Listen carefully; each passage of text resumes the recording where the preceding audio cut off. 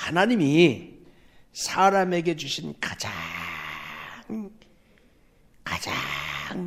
귀한 것은 생명입니다. 반대로 또 하나요. 하나님이 사람에게 주신 가장 큰 선물은 죄의식입니다. 하나님이 사람에게 준 가장 큰 선물 죄의식입니다. 그런데 지금 우리는 죄의식이 사라진 시대에 살고 있습니다. 죄를 지어도 아니라고 뻔뻔하게 유교되면 죄가 아닌 것처럼 생각되는 시대에 우리가 살고 있습니다. 분명하지요. 분명합니다. 성경의 이야기 가운데 이런 이야기가 있습니다. 헤롯 왕하고 다윗 왕하고 비교해 봅시다. 헤롯 왕하고 다윗 왕하고 한번 비교를 해봅시다. 헤롯은 동생을 죽이고 동생의 아내와 같이 살았습니다. 이런 나쁜 사람이 어디 있어요? 2026년에도 이 정도 되면 나쁜 사람이잖아요. 세례요한이 신랄하게 비판했습니다. 헤롯은 세례요한이 아무리 잘못했다고 지적해도 죄의식이 전혀 없었습니다. 반대로 세례요한의 목을 잘라버립니다. 그러나 다윗은 달랐어요. 신하 우리야 장군을 죽이고 그의 아내와 살았습니다. 나단 선지자가 와서 죄를 지적했습니다. 그랬더니 다윗은 죄의식 때문에 괴로웠습니다. 침상에 앉아서 눈물을 흘려서 침상을 동동 띄울 정도로 회개했습니다. 죄의식이 없는 헤롯은 폭군으로 남았고 죄의식이 살아있는 다윗은 역사상 가장 놀라운 성군이 됐습니다. 여러분 여기서 우리 꼭 기억해야 돼요. 죄의식이 없으면 나도 폭군 될 수 있고 죄의식이 살아있으면 나도 가능성이 있어요. 하나님이 쓰시는 사람으로 가능성이 있어요. 하나님께서 우리에게 주신 놀라운 선물들이 많이 있습니다. 하나님 주신 선물 예를 들어볼까요? 산소. 매일 한 사람이 마시는 산소의 값이 한 40만 원 정도라고 값을 매겨봅시다. 제주도에 가서 나는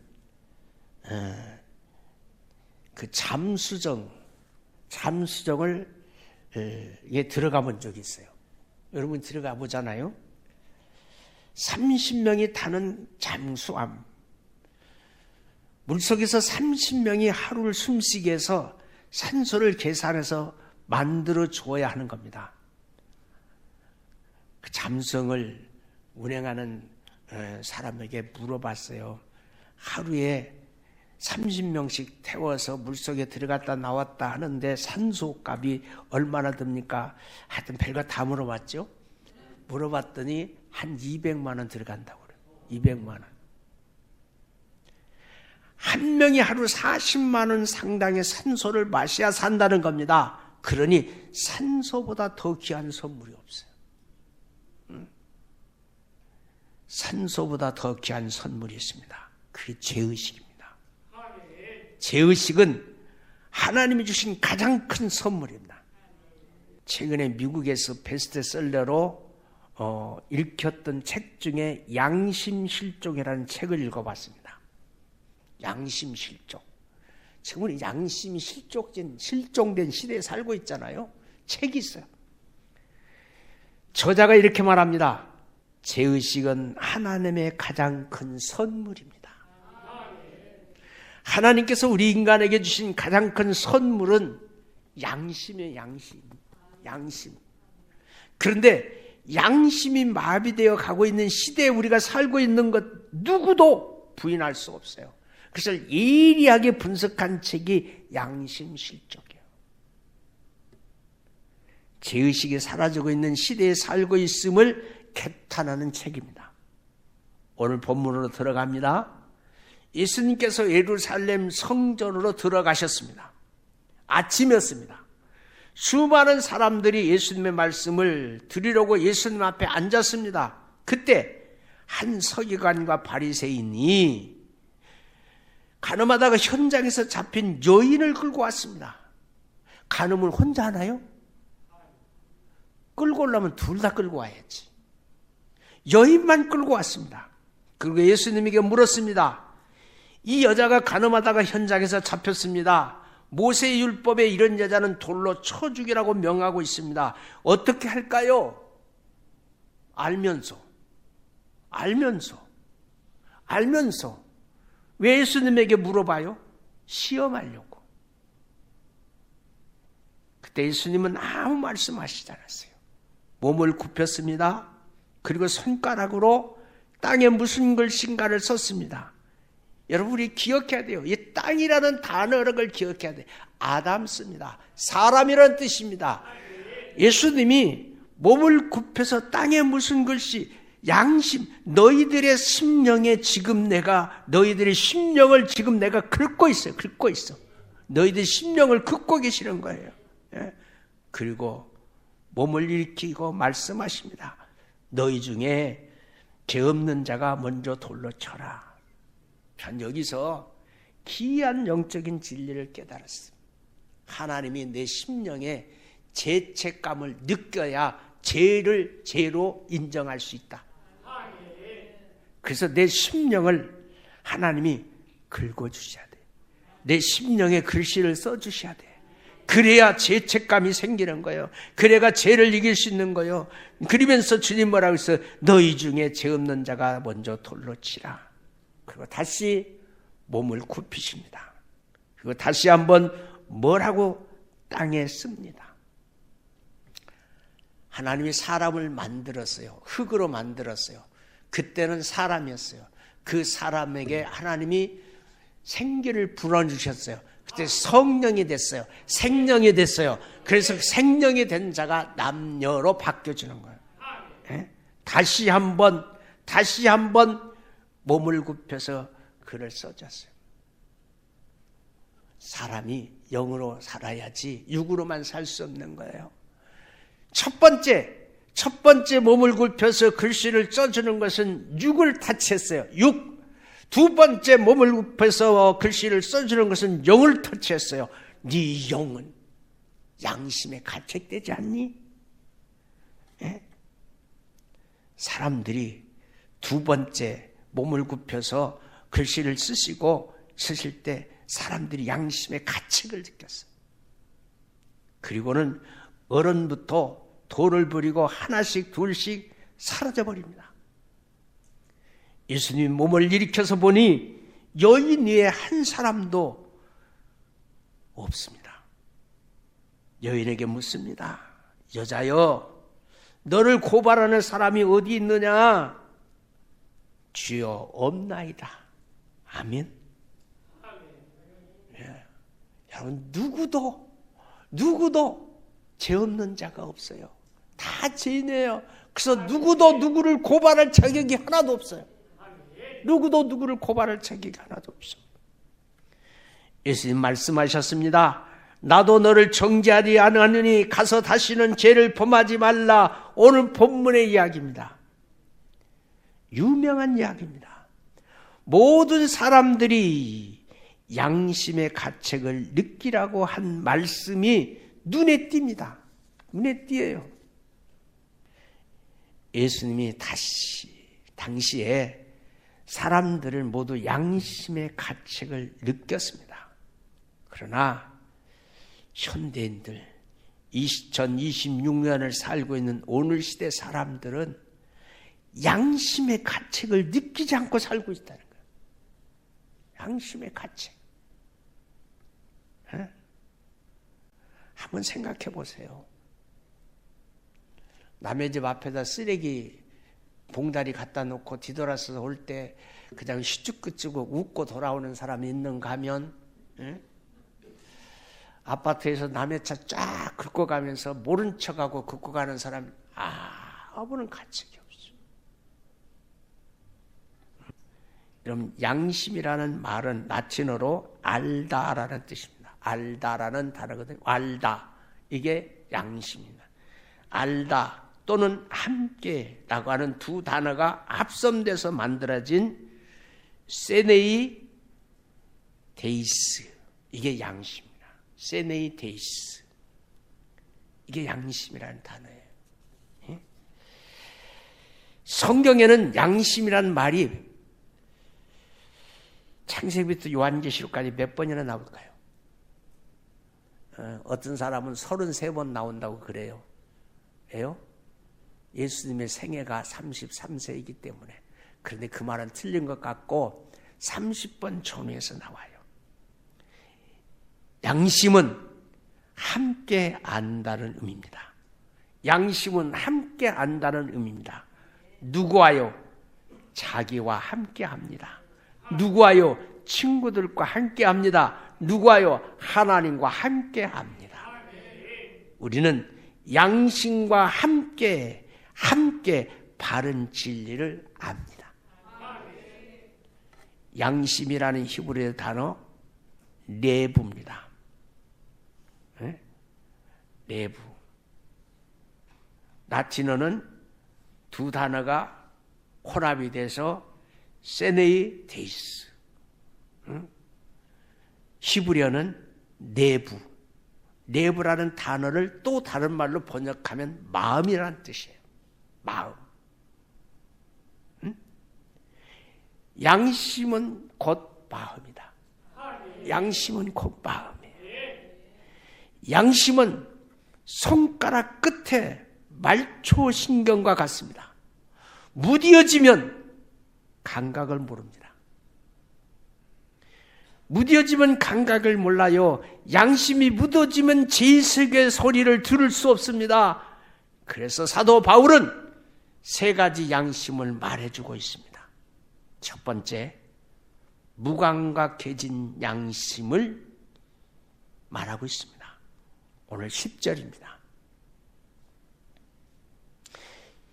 지식 있는 너가 우상의 집에 앉아 먹는 것을 누구든지 보면 그 믿음이 약한 자들의 양심의 담력을 얻어 우상의 제물을 먹게 되지 않겠느냐. 고린도전서 8장 10절의 말씀입니다.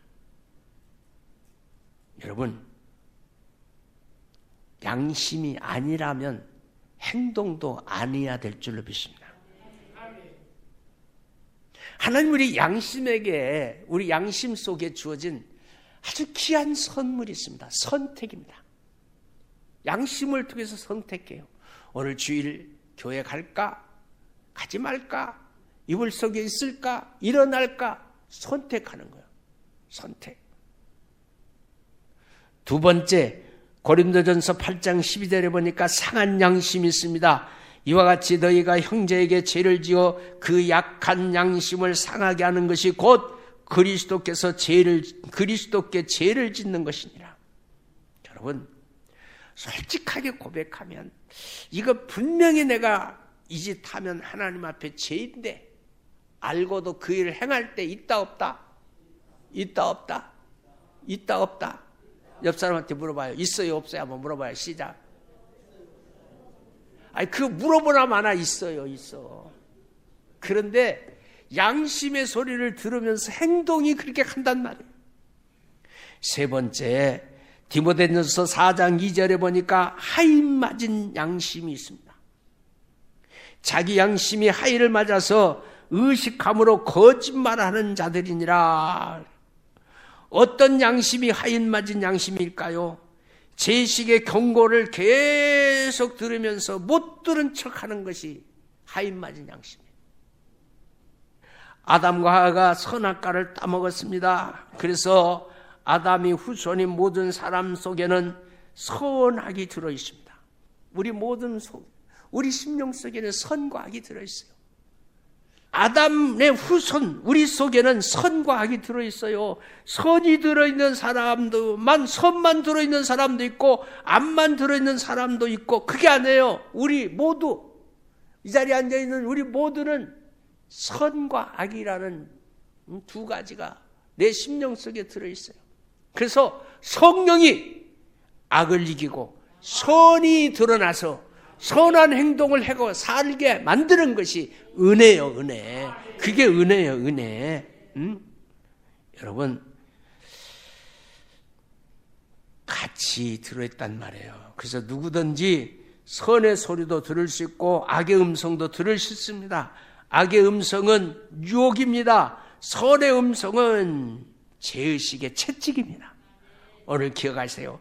악의 음성은 유혹입니다. 선의 음성, 양심의 소리는 죄의식의 채찍입니다. 가늠한 여인들을 둘러싸고 있는 사람들 속에 제 음성이 있었습니다. 율법의 음성이 있었습니다. 저 여자가 가늠하다가 현장에서 잡힌 여자니까 돌로 쳐 죽여라. 당연하다. 모세 율법이다. 지금까지 그렇게 해왔다. 던져라.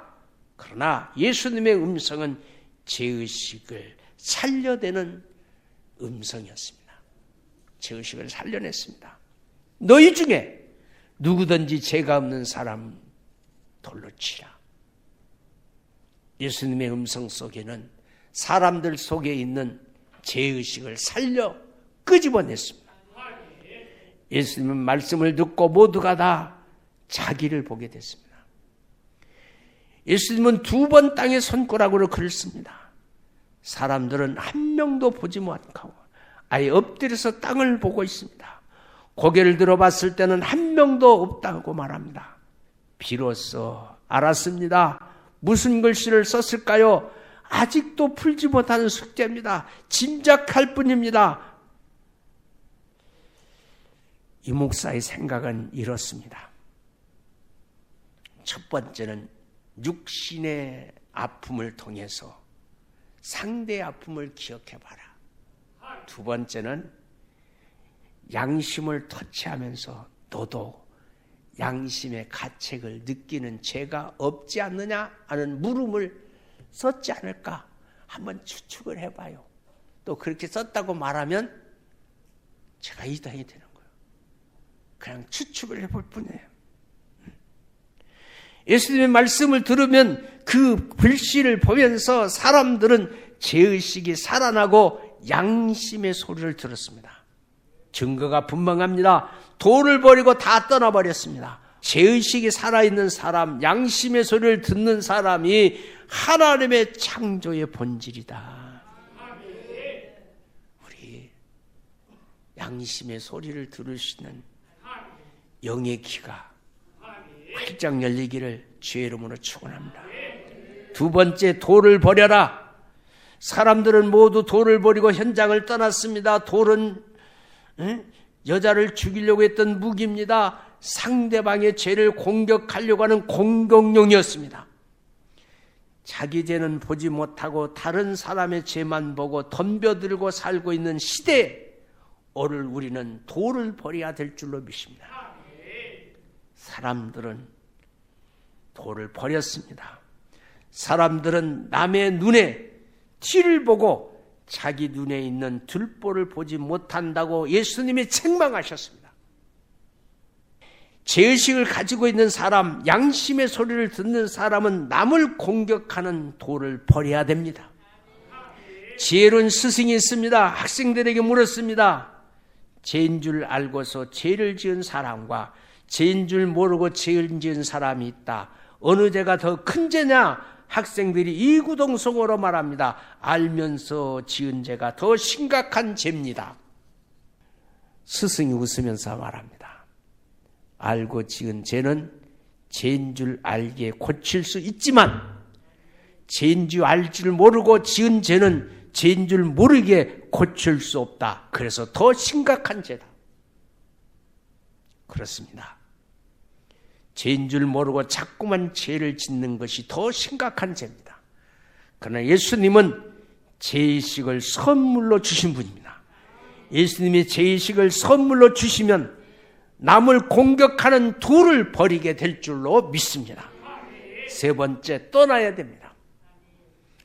죄의식을 느끼고 도를 버린 사람들은 그 자리를 떠났습니다. 복 있는 사람은 악인의 길을 따르지 아니하고 죄인들의 길에 서지 아니하며 오만한 자의 자리에 앉지 않는다고 시편을 열자말자 말하고 있습니다. 예수님은 사람들에게 죄의식을 주시는 분입니다. 양심의 소리를 듣게 하시는 분입니다. 죄의식의 소리, 양심의 소리를 들으면 죄의 자리를 떠나게 될 줄로 믿습니다. 죄의식은 회개를 선물로 줍니다. 하나님은 회개에 민감한 사람을 들어 쓰십니다. 하나님이 제일 미워하는 것은 죄이기 때문에 그렇습니다. 로마서 3장 23절 사람이 죄를 범하면 하나님의 영광에 이르지 못한다고 말합니다. 우리는 죄의 정체를 알아야 될 줄로 믿습니다. 죄란 불과 같습니다. 그 사람의 인생을 태워버리고 망하게 합니다. 그게 죄입니다. 죄란 녹과 같습니다. 그 사람을 아무런 쓸데없는 사람으로 부패시켜버립니다. 죄란 마취제와 같습니다.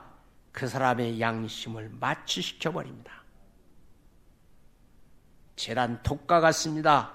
그 사람을 병들어 죽게 합니다. 죄란 검은 구름과 같습니다. 지금은 아니지만 곧 비가 내리게 합니다. 죄란 썩은 사과와 같습니다. 겉으로는 먹음직하나 깨물면 씁니다.